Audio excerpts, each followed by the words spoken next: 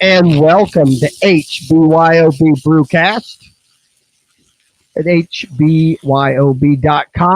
We're going to be talking beer. We're going to be talking some new brewing equipment, some excitement there, and we're going to be talking about the little brew off or the brew master contest. We'll find all that about it. But I am joined by Chris Allen, FFWX. How you doing tonight, Chris? I'm doing well. How you guys doing? I'm doing fine. And the owner of HBYOB that makes all this possible, Mr. Joey Brumley. How you doing tonight, Joey? I'm doing great. Well, good. We got a lot to talk about tonight. We're going to try to make these, I think, a little quicker shows so that we can maybe do more of them or just, not bore anybody. But the first thing I just need to ask is I need an update on the big contest this week, or I keep using the word contest. What's it technically called? Home brewing competition. Home brewing competition. Yeah. All right, that's really technical. All right. What do you expect it to sound like? Or what do you expect it to be called? Chris, did you get better than a 23.6 or whatever? What was your score? I entered 2 beers, 2 scores. One was a 32. The other one was a 27.5, something along those lines. Any good enough to place? Yes. The one with the lower score was the one that placed, surprisingly enough. I got third in my division for one of them. And I know it was a while ago we did a show about contests, but we'll get into that here in just a second, how you can actually be lower but still score higher. So we'll get into that. Joey, what about you? How'd you do? How many beers did you enter, and how did you do? Did you place in any of them? I entered in 3 beers, and I got in the low 30s on all of them, and I got in second place for my pale ale, which I am actually drinking right now. Oh, so now you take 5 gallons, right? Is that how it goes when you go to the show? Well, it doesn't have to be completely 5 gallons. It just have to be in a keg. They asked to have at least 2.5 gallons, I believe, is the. We went to Beer and Sweat. It's right by the Cincinnati airport, but they do ask for over 2 gallons. Most people bring their 5-gallon kegs. All right. How many participants? Do you have an idea? This year, just over 200, if I'm not mistaken. I want to say from what I understood, there were around 230 something entries, and out of that, there was around 15 that did not ever show up. So there was still over 200 entries, which was nice. Well, that's pretty good. And how many? I know we did a show on contest. How many at this contest? How many different classes were there? Or how many is it? And is that the same for every contest?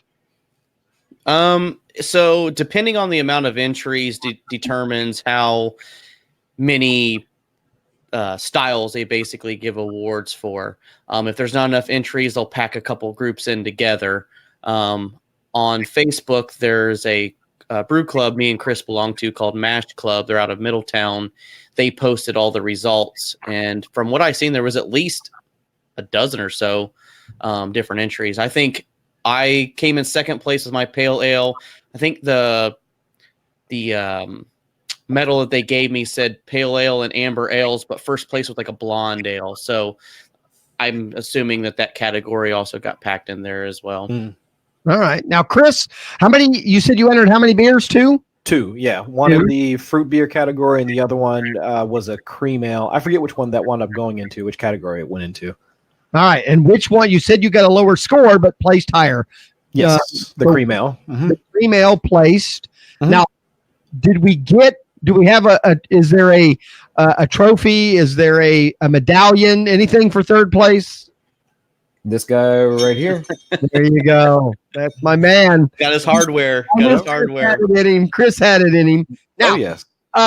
Which did you like of your 2 beers? Did you like?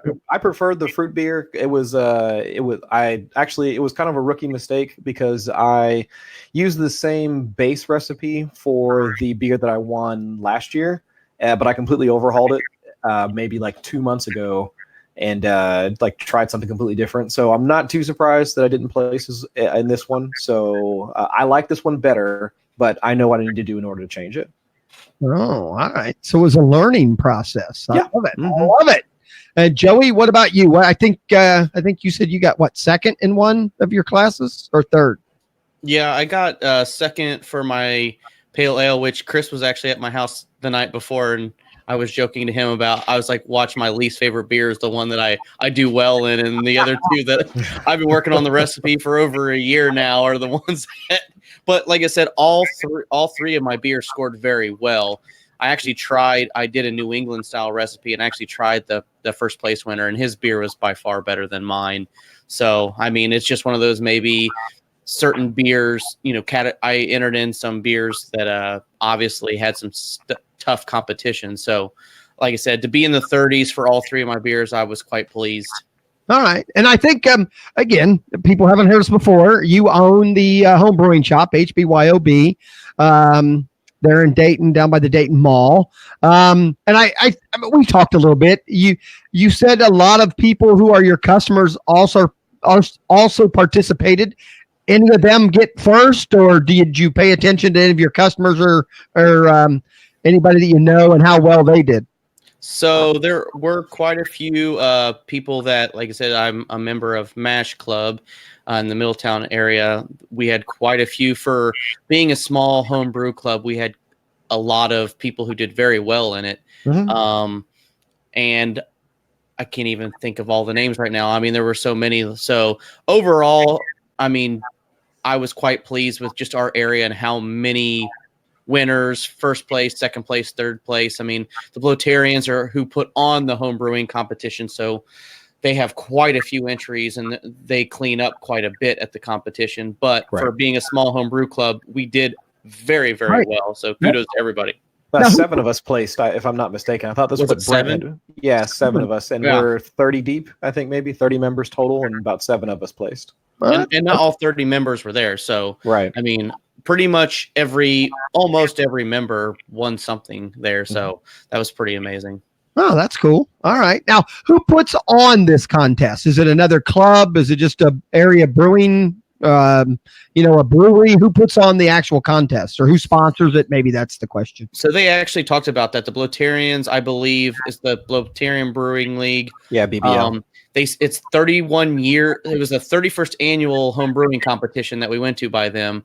So they've been doing it for a long time, and they even said it at the beginning. They joked to that and said when we first did it, it was 9 entries of just a couple different people hanging out, and it's now what it is today. So I mean, I've said to Chris and I've said to a lot of people who come in the store, I'm not a homebrew competition guy. It's just really not my thing for the most part. But overall, it's a blast. I mean, there was a band playing. I mean, we went to Rheingeist and got great food at Rheingeist and hung out. I mean, just overall, the experience is fantastic. The event takes place in a hotel, so you don't have to worry. They give you discounted rates on the hotel room if you book ahead of time, so you don't have to worry about driving or anything like that. So you can be responsible. I mean, it's just a really good time, and you get to meet a whole lot of home brewers, and it's just a blast. I mean, it's like a kegger party for craft beer. I mean, pretty much. You can't have much more fun. Are the only people inside people who have brought beer, or can people come in that are just there to sample, or are there samples? I guess. I mean, can anyone drink the beers that are there, or is it just judges that drink it and that's all? Anybody can show up. Actually. So you show up, drop off your beer, and then from about noon until maybe 3-4ish, that's when the judges are doing all of their scoring and whatnot. But then after 5, that's around 5 or 6, that's when they serve dinner for the people that have judged and helped out with the event. But after that, it's pretty much open to the public. As long as you can, if you know about it and you're there in the area. I forget what the cover is in order to get in. It might be $5-10, something like that. But after that, they give you a little sampling glass. It's just a few ounces, and then after that, you can walk in and sample whichever beers that are sitting there on tap. You can try all the different entries that are there. So if you're just curious about home brewing and just want to try and see what craft brewing is about, you can just show up there, pay your entry fee, and then take a sample glass and come drink up with all of us. All right. Now, people that have listened to us for the first time don't realize we have done this on and off now for a few years. And I think very early on, a couple years ago when you did this show. Is that dinner? The dinner for the judges, is that the dinner you guys partook in? Maybe. About that a couple years ago that Maybe. might have got involved in that dinner. Nobody told us no. There you So I wasn't going to argue. So there was food out. How many judges are there? If you have 200 and some entries, you can't have two judges judging 200 beers. Obviously, they wouldn't be able to stand up. But how many judges is required for that big of a contest? So typically there are 3 per category, I believe. So like the category I entered in, they split all the judges up. There had to have been there was probably as many judges as there were entries. I mean, it was quite extensive. And there was also some big names in the game judging beers at the competition. So the judges are not, we talked about it from our last episode.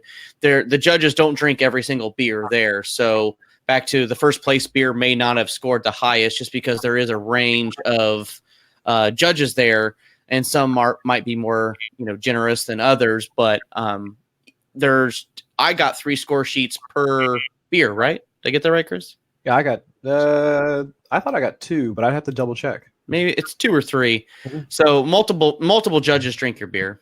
I got you. All right. So how now for the people who are customers of yours or maybe interested in this next year, how far out do they need to sign up? If they contact you at hbyob.com or at your store, can you help them, with, what they would need to get their beers in, and, or if they just want to go and participate in the sampling?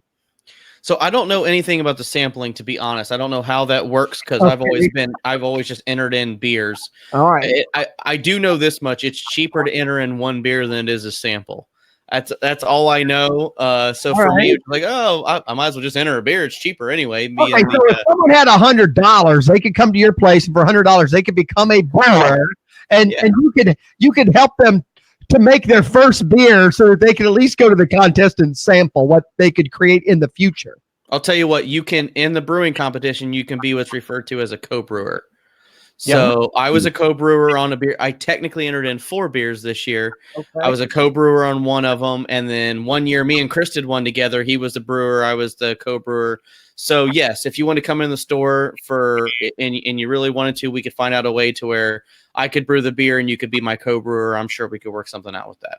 All right. That's kind of cool. So, and again, I would assume again, we've already talked. You have the ability to help people who want to start brewing anyway. And if anything, if there's a good way to get started, it's probably make your first beer and throw it in a contest and, sample a few things. Well, here's the thing. It's back to, I'm not a competition guy. And so I'm probably the worst person to talk to in the world. I've actually got a good respect for competitions now, but that being said, it's a blast. I mean, whether you co-brew a beer, I don't know how much the tickets are to just go there and drink the samples. It's worth going to. It's a blast. I can't recommend it enough. Yep. All right. Anything else we need to discuss on the contest? Or now, I've heard rumors that the two of you definitely were full at the end of the sampling part of it. I mean, you both got enough. Yeah, we might have had way too much fun at Rhine Geist while they were they were judging the beers. That is the only downfall to the competition is you set all your kegs up, and at 11:30 I learned this year because I was rushing to get my stuff done because I'm a procrastinator. They kick you out and you're not allowed back till 5:30 unless you're volunteering. So we ended up going to Rhine Geist, enjoyed good food, good friends, and good conversation. And so by the time we got back to the competition and everyone's like, hey, Joey, try my beer. By 8 o'clock hit, and I was just like, oh, man, I drank beer. So, I drank beer. Well, that's I think that's just kind of neat. Now, I don't know if we've ever talked about that. Being the owner of a brew store, I know you help people with recipes and things like that. Now I am curious, how often do your customers request you to sample their beers? Is that common or not? I mean, I I don't think people bring their, they don't go to Kroger's and buy a bunch of baked goods and make a cake and bring it to Kroger's. They test, I want you to tell me how good this was. But Yeah. in the brewing business, that seems like that might be a possibility that people want you to sample their stuff. Is that true? Oh yeah, I got a sample today. I don't want to use the word daily, but at least every other day I get a sample to try. And I try my best. Sometimes, most time home brewers they want their bottle back, so they don't always write on the bottle whose is who. So Right. occasionally, like right before our homebrew competition that we had, I had like 15 beers stowed away in the refrigerator, and so I truly, unfortunately, like I said, had to open them, try like one sip, and pour the rest down the drain because. Well, I couldn't drink all that beer and drive home, or I still had a store to operate. But I wanted to try everyone's beer. And I had to make room for our home brew competition. But yes, people bring me beers all the time to drink. Now, are people, and Chris, I know you are a customer of his also, and I know he's tested your beer. Are these customers looking for an honest opinion from someone who brews a lot, or are they just wanting you to say that's good lager, or that's sure a good pale ale? Or are they really wanting you, hey, Joey, taste this because I don't know if I even like it? What are your customers asking when they bring you in a sample? So honestly, they honestly want my opinion. That was the reason why I put on the homebrew competition that I did. I don't feel right to insult someone's beer, but truly people tell me like I really want the feedback, and if it's negative, that's okay. I want to get better as a homebrewer, and I appreciate that. That's the reason why I did the homebrew competition, so we could have multiple judges, because I'm only one opinion, and I have certain beers that I like, I have certain beers that I don't like, so it was good for me to put on a competition so that we could have multiple judges score the beer and have multiple minds go towards it, and we kept it anonymous, so we did provide more positive, negative feedback that was positive, because that's what people truly wanted. I am utterly shocked that out of all the entries that we got for the homebrew competition we had at the store, how many people came back to get their scores. It was phenomenal to me. There's truly, Chris, you're the only person who hasn't got your scores almost. There's one other person. Because you sent me mine. Oh yeah, I forgot about that. Because Nonetheless. Right, I know Chris well enough to know he wanted his score. I know Chris. Chris wants it. Chris does keep score. So I told him to make sure. Well, if I scored around a 20.6 again, to just burn my score sheets and make sure that it exists. I got you. Well, I think it's pretty cool, and I think I've said every year I want to be involved. I want to come. I don't know. Maybe I can, make something next. Maybe I need a keg for the first time in a while, and I'll work on that. Well, that's pretty cool. Anything else before we leave that part of the conversation? Go ahead, Chris.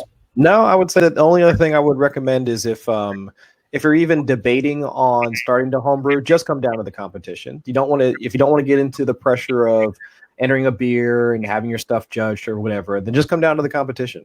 I mean, I think it's fun just being around other people that enjoy the hobby. So if you just want to get into that experience, just come down and have a few drinks with some other folks that are into doing homebrewing. Then just come down and just enjoy the atmosphere, and then come back the next year and then put in your own entry after that. Now, are there any vendors set up at this thing, or is it only just for craft brewer? I mean, there's no other brewing supply people or anything set up, or none at all? Not that I've seen. They do have like raffles for like sacks of grain and other supplies and all that, but I haven't seen any actual vendors there selling stuff. Okay.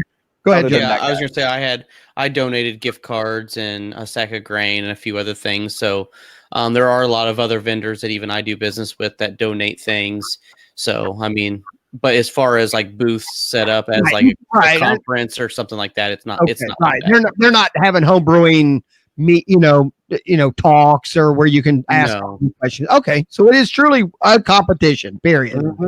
All right. Well, not period, but which reminds me, back to the feedback thing. We are in the midst of setting up a bottle sharing night at the store, for lack of better terms, where I'm going to get a BJCP certified judge to come in. You can bring your beer if you want to share it with everyone, and you don't want, potentially negative feedback. That's fantastic. You can share it with everyone, or if you truly want to run it by a BJCP certified judge or me or anyone else who will critique the beer for better, for worse, we're working out a night instead of doing a home brew competition. We're trying to work out a night where everyone can actually be there and be interactive with each other and share those things. That's pretty cool. All right. Mm-hmm. I don't have an exact date on when that will or won't be. I do know it is. Instead of having another homebrew competition quickly, I would rather do that because I feel like the same people who entered in the competition would be the same pool of people that would be probably interested in the bottle share night. So that way we can continue to improve on our hobby without, being too much of a formal competition format. Okay. And as far as that goes, now we'll get into the actual brewing and some of your equipment. Is this a big turn? I mean, I know we're getting ready to go into fall, and I know it's a big deal in the news this last few days that Starbucks came out with their pumpkin spice, whatever, and so that the seasons are changing. For brewers, are we going into a new season where they're starting to prepare different styles of beer now? I would assume like that, pumpkin or, allspice or just a wheat beer. Are we going into that time of year now in the brewing schedule? Right now, Oktoberfest and pumpkin beers are definitely the beer styles that everybody's brewing right now. So I'm trying my best to stock up on the Oktoberfest yeast strains. I'm sold out of the extract kits, but I will have some in very shortly. Within the next day or two. So yes, pumpkin beers and Oktoberfest are the beers that are most popular right now. Right, because pretty much if you start it today, it's going to be about roughly a month before you're drinking it, and maybe more, depending on what you're doing. Oktoberfest are lager beers, so they take quite a while anyway. Speaking of which, I've got a Vienna lager going in my basement right now. I mean, it's been thumping away in the airlock for 5, 6, 7 days now. Oh, wow. Because same thing, I'm trying to keep ahead of the curve because as a kid, I'm trying to push out as quickly as I can. So I'm actually brewing a lager style beer at close to ale temperatures because that's a big thing going on right now. So that's a recipe I'm willing to share with people if they're interested in. But I, like most things, I like to try the beers before I just go, oh, yeah. What makes this beer unique, the Vienna? The Vienna, well, it's a Vienna lager, so it's basically very similar. I mean, quite honestly, for lack of better terms, I mean, if you think of like a Yingling, it's similar to a Yingling, a deep amber color. It's kind of like take a Yingling and an Oktoberfest and kind of divide it in the middle. It's more on the malty side. It's a lager style beer. It's smooth on the palate, low in hop bitterness. But I'm actually doing mine with a dry yeast. Or I'm sorry, ale temperature fermentation to try to see. And they're busting a lot of myths. It's another podcast. I don't want to blabber on too long, but I'm trying to achieve a nice smooth lager without needing to have the extra equipment to brew lagers. So we'll have to have an episode when the beer's ready about that here very soon. That might be the next one that we have to do. Now, real quick, what makes a lager a lager? So a lager is, I get these backwards all the time. I do too. Fermenting yeast. You're right. One's bottom, top. I know that. Yeah. Lagers, I believe, are bottom fermenting yeast, and ales are top fermenting yeast, and that's technically the only two styles of beer. Right. And I've had some people say temperature makes the difference, but I've always heard that's kind of a rumor that it really is just bottom or top. Correct. So really typically, ales ferment in the 60 to 70 degree range, and lagers ferment in the mid 50s. We're kind of busting that myth a little bit. So, like I said, there are certain lager strains that play well at the warmer temperatures. It's kind of crazy because it's kind of I don't say kind of. It's exactly what a California Common is. It's a lager style yeast fermented at ale temperatures, and I've made really, really crappy versions of California Common. So like I said, when I try this Vienna lager at, it's kind of weird because it's in my fermentation chamber at virtually room temperature. But when I have the means to do it at a lager, but I'm trying to kind of, the Brewlosopher did a study, and there's been some other things. I'm trying to kind of debunk that myth of you have to ferment it at that like mid 50s, which especially being new to home brewing, most new home brewers want to brew lagers. So I'm trying to kind of debunk that myth without having to invest in a bunch of specialized equipment to do that. All right. Well, speaking of equipment, that's one of the main reasons we're doing the show tonight. You've added a new line of hardware. Is hardware the right term? That's what I've always called it. Maybe I mean Equipment, hardware, yeah, equipment, hardware, accessories. So why don't you tell us? I think if I recall what you said, we're Spike. Is that the name of the company? Yes, Spike Brewing reached out to me, and we are Ohio's exclusive distributor of their products now. Officially, I've been. If you go to the website and click on equipment, I believe the last category is Spike Brewing. You can go. I've got the fermenters, the boil pots, and the conical or the Flex Plus, the brew pots. I've got all the main stuff man. Except the accessories listed. If you give me another couple of days, I will get the accessories up on the website. So they are available for sale. I mean, that's pretty big news because this is high-end equipment, right? This is good quality stuff. For either the beginner who's wants to make a commitment long term, or just a long-term brewer who wants to stop buying new equipment every couple of years. This is something that you buy that's really made to last. Oh, this is truly brewery quality equipment scaled for the home brewer. I mean, this stuff is second to none. It's all made in the USA. Like 99% of it's made in the USA. It's hand welded in the USA. It's 304 stainless steel. That is like, I truly got a 15-gallon pot at the store. It's got to weigh like 30 pounds. I mean, it's nice, big, beefy equipment. As far as engineering goes, they're like ahead of the game, in my opinion, as far as like overall quality, or I shouldn't say quality, overall like just thought for the home brewer, even to the like macro brewer. Their products, don't get me wrong, it's not everybody's cup of tea. They are you pay for what you get, and I know it is worth what you pay for it. But like the Spike Plus fermenter, 7-gallon, I believe it's like $250 entry level. If you want the plus, it's $375. But you are truly buying the last piece of equipment you will ever need to own if you take care of it. I mean, it is.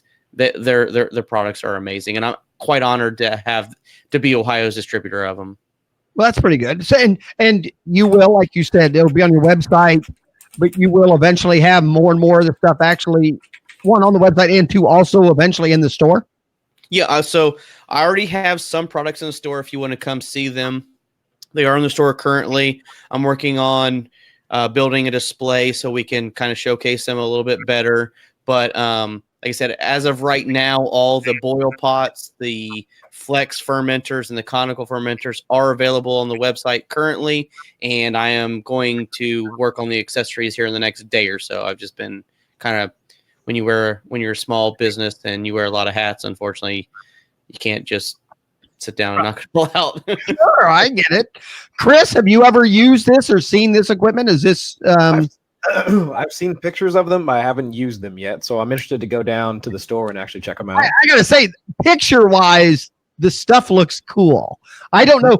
I'm assuming when you see it in person, can you see the difference? Can you see the difference in their pot versus? And it's not that your other pots aren't good. It's just, can you see the difference when you just touch and feel, and just visually, the pictures look pretty awesome on the website.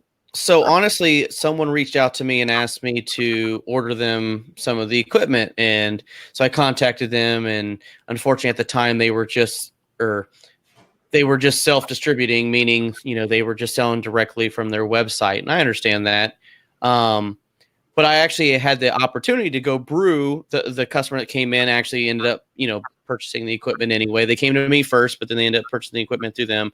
And one day I went over to their house and brewed a batch of beer and was just like, oh my gosh. I mean, this stuff is just, like I said, I mean, take anything and just the overall engineering, the quality, everything, it speaks for itself. Mm-hmm. I was blown away. And then truly like a year later, I get a phone call randomly from one of the sales reps from Spike Brewing and said, we're starting to release our equipment to homebrew stores, and we heard a lot of really positive things about your store. So we want you to be Ohio's, place for people when people contact us and want to see the stuff. Just being that we're an online place. That's pretty cool. Yeah, I mean, it's for the first time ever, you can walk into a store in the state of Ohio. It just happens to be in Dayton for us, and actually physically see this stuff before you even buy it. Correct. Yeah. So before you had it, you couldn't do that anywhere, right? I mean, this is new. Meaning before this, you had to order it or see it at a buddy's house. You couldn't touch and feel it until. No. That's cool. And I think at this point they're at like 16 or 20 states, somewhere in between there. And like I said, we are Ohio's exclusive distributor right now. And like I said, you can come in. Our pricing's exactly the same as theirs. So whatever you see on their website is our pricing. And like I said, when you see the quality of the products, they really speak for themselves. And like I said, I feel very honored and privileged to sell their products because, like I said, don't get me wrong, as much of a frugal brewer as I am, they really are top quality products that the people who design them, the people who make them, truly, when I talked to one of my the sales rep that called me and said, I called him, left a message, he wasn't there. He called me back and goes, "Hey man, sorry I didn't get back to you. I was in the back room brewing a batch of beer." Huh. So truly, these people are brewing beer. This is not a company that's just trying to, right. They're brewers. On brewing. They're brewers. And with that being said, most home brewers think of one day I want to open up a brewery. Right. And they have that mentality of trying to be there in the middle. And it's just a really good, in my frame of mind, it's just a really good thought process of having that, like, okay, these people want to be true, brewery owners. Let's make brewery quality products scaled more towards the home brewing side of things. All right. And I think you've said the word utensil a few times. Do they carry all kinds of stuff? I mean, even down to the small things. Can you buy, stirrers, spoons? Do they even get into the lower priced items that a brewer would want? Oh yeah. So most of their items are, I mean, as far as like spoons and things like that, I don't know about that, but most basically where they shine is in their stainless steel. They're stainless steel. So like your ball valves, your pickup tubes, anything of that nature. They do have like thermometers, that screw into the pots and accessories. Basically, most of the hardware or the accessories that they carry are just the things that complement their brew pots and their fermenters. Well, I'm not going to ask you because you don't count because you own a store. But Chris, I'll ask you then. What is the one piece of equipment you bought that? And I'm not going to say you didn't need it, but you just went, I'm going to spend the money on that because it's going to make my brewing, a little more enjoyable. What as a home brewer that brews quite a bit also, what one or two pieces of equipment have you invested in? I would say that without a doubt, the mash and boil that I got from Joey, I think it was on like January, something like that. But the electronic brewing system that I have now, I wanted to get that because of just what Joey was mentioning, like trying to find a way to consistently like brew your beer, to like hone in on your process, and just having something that had the temperature controller attached to it, so that when I'm putting together my strike water, when I'm trying to hold my temperatures for the mash, all of those things where you can just minute changes, or you can overshoot, undershoot, like a few degrees here and there, can really change the profile of your beer. And when you start out and you're just trying to boil water and make sure that you're hitting all those temperatures, you don't have that same sense of security that you're actually hitting those temperatures. And with this, I can at least see from the gauges, I'm within a couple degrees. I'm doing the things that I'm supposed to be doing. I'm setting things to the right temperature, so I'm able to at least hammer out like where I'm kind of missing things, considering I understand, or at least I believe, that what the dials are telling me are correct. So at least from there, I can kind of figure out some other things that I need to change about my process. I think that's pretty cool. So I'm pretty excited that you're going to have it there. And like I said, I definitely, when you see the pictures at hbyob.com, I want to come in the store and see it up close. I want to see it just looks, maybe it's my age. Sometimes when you see something mechanical or something that's, like that, it's just cool to look at it, and see the engineering and go, man, I can't believe they thought of that. Well, here's where I will wrap everything up, and I don't want to hold everyone up too long today. I've brewed beer for, close to a dozen years now, and I start off with plastic buckets. I've gone to glass carboys, and I've had stainless steel fermenters. I can tell you when I invite friends over who have never brewed before, and they watch me brew that beer and put it into a plastic, what looks like paint bucket. Yeah. Versus a stainless steel conical fermenter, it looks it looks It looks like you brewed it versus made it. It looks like a brewery because they've seen that. Right. Like I said, does it mean my beer is either or turns out any better than the other? No. But I mean, I guess in conclusion, it just goes back to when you're selling people the idea of the hobby. Home brewing's already got its back against the wall a little bit because, everyone has that great uncle or grandpa that before the technology is that it is today, use very primitive yeast and go, oh, my grandfather made, whatever, and it was terrible, and when you bring them over, like, oh, yeah. And then when we're all done, we put it in this plastic bucket. Mm-hmm. Like I said, I'm not saying it doesn't brew just as good as beer, and like I said, I will defend that forever. But for me personally, when people see it go in that conical fermenter, it's like, oh, I saw that in a brewery. Yours is just a whole lot smaller, right?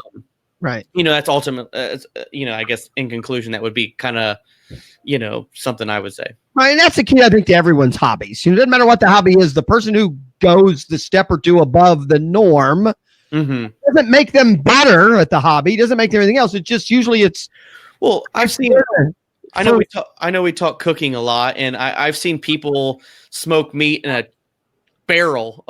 They convert it into whatever. Nowadays, you have these these grills that have these little pellets that throw these little pellet, whatever. I don't even know what they are, but at the same point in time, can the person who's smoking that meat in a barrel make just as good a, brisket or ribs than the guy who's got the pellet griller or the acorn griller or the, whatever it may be that's out there, or the fisherman who's got the, Bill Dance lure versus the guy who's winding his own lures. I mean, a good fisherman's going to catch the most fish, is the way I look at it. But, I guess that's the way I look at it. Well, I think it's cool. Like I said, pretty exciting. Like I said, Spike Brewing Equipment at hbyob.com on their website and in the store. I think we'll wrap it up here. We want to do a quick show just to kind of go over the contest you guys were at, and then obviously to introduce the new line of equipment. I'll let Chris real quick. Where can people find you if they want to ask you a question about brewing? You can find me on Twitter at Chris Allen FFWX, and then depending on if it's a Friday, you'll probably find me sitting in the store, talking with Joey for a little bit. Since I have, for the weekend, I normally mosey my way on down there to hang out. All right. And Joey, anything that you wanted to bring up before we get out of here, or anything else in the store? So, if anyone's listening out there, I would appreciate if you could leave me or any feedback on Google, Facebook, any place is the finest compliment I can get. Share this Facebook page, Instagram, anything you can just to get our name out there. I would greatly appreciate it. Okay, that's great. hbyob.com. I think you can go there and see these videos. You can see a lot of stuff there. We've been making these videos on and off for a couple of years. Some are better than others. Some are entertaining. Listen, I'm still new to this. I'm still new to this internet thing. So yeah, there's the internet thing. All right, guys, I had a blast. I learned some stuff. And one of these days I'm gonna have to get to one of these contests. Hey, I'm a good sampler. I can sample with the best of them. Again, hbyob.com. I'm easy at a fantasy fan. And guys, thanks for coming on tonight. Go in the store, ask for Joey, and look at some of this new equipment out there, and he'll get you into the brewing. Everybody, we will see you on the next cast. Click follow, if anything, just and notifications. So next time we go live, you'll know when we're on here. So, guys, we'll talk to you later. Say goodnight.